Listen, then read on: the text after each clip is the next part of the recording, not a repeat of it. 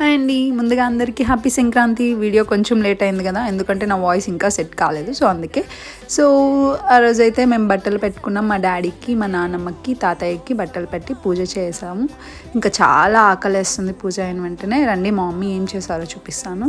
బెల్లం పొంగలి, white rice, దానికి ముద్దపప్పు అండ్ నెయ్యి, ఇంకా సాంబార్, మునక్కాయ సాంబార్, ఇంకా చిక్కుడుకాయ తాలింపు అండ్ అరటికాయ తాలింపు, నెక్స్ట్ వచ్చి గుమ్మడికాయ తాలింపు అండ్ రసం, ఇంకా ఇది నా ఫేవరెట్ వడలు అండ్ పాయసం. ఇంకా ఇవన్నీ అయిన తర్వాత లాస్ట్లో పెరుగు. సో అలా దేవుడి దగ్గర పెడతాం కదా పూజ చేసిన తర్వాత. సో అవన్నీ ఇలా ఆకులు వేసుకొని ఇలా తింటాం. నాకైతే పండగ పూట భోంచేయడం అంటే చాలా ఇష్టం, ఇలా పెట్టుకొని తిన్నాం.